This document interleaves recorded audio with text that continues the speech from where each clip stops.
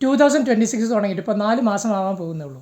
ഈ 4 മാസത്തിനിടയിൽ നിങ്ങൾ 5 workout sessions miss ചെയ്തിട്ടുണ്ടെങ്കിൽ പിന്നെ നിങ്ങൾ സപ്ലിമെൻറ്റ്സിനെയോ ജെനറ്റിക്സിനെയോ അല്ലെങ്കിൽ ഏതെങ്കിലും സ്റ്റെറോയിഡ്സിനെയോ കുറ്റം പറഞ്ഞിട്ട് യാതൊരു കാര്യമില്ല.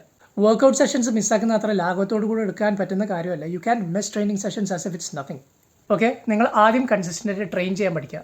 നിങ്ങൾ ആഴ്ചയിൽ 4 മേ ബി ഈവൻ 3 ഈവൻ 2 ദിവസം മാത്രമാണ് ട്രെയിൻ ചെയ്യാൻ പ്ലാൻ ചെയ്തിരിക്കുന്നതെങ്കിൽ അത് കൺസിസ്റ്റൻ്റായിട്ട് നിങ്ങൾക്ക് ചെയ്യാൻ പറ്റുന്നുണ്ട് എന്നുള്ളത് ഉറപ്പുവരുത്തുക. എന്നോട് പല ആളുകളും വന്ന് പറയുന്നതാണ് എൻ്റെ പ്രോട്ടീൻ പൗഡർ ഫേക്ക് ആണെന്ന് തോന്നുന്നു, എൻ്റെ പ്രോട്ടീൻ പൗഡറിന് വലിയ എഫക്റ്റ് ഇല്ല, പ്രോട്ടീൻ പൗഡർ വേ പ്രോട്ടീൻ കഴിച്ചുകൊണ്ട് വലിയ എഫക്റ്റ് ഇല്ല, ഞാൻ ക്രിയേറ്റിനിലേക്ക് സ്വിച്ച് ചെയ്യാൻ പോവാണ്, ക്രിയേറ്റിനെ പറ്റിയിട്ട് എന്താണ് അഭിപ്രായം, ഇങ്ങനെ പല ആളുകളും എന്നോട് ചോദിക്കുന്നുണ്ട്.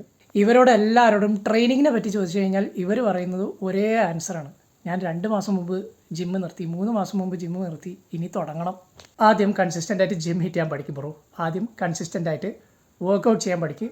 അതിനുശേഷം സപ്ലിമെൻറ്റ്സിനെയോ അല്ലെങ്കിൽ നിങ്ങളുടെ വർക്കൗട്ട് സ്പ്ലിറ്റ്സിനെയോ അല്ലെങ്കിൽ നിങ്ങളുടെ ജെനറ്റിക്സിനെയോ കുറ്റം പറ.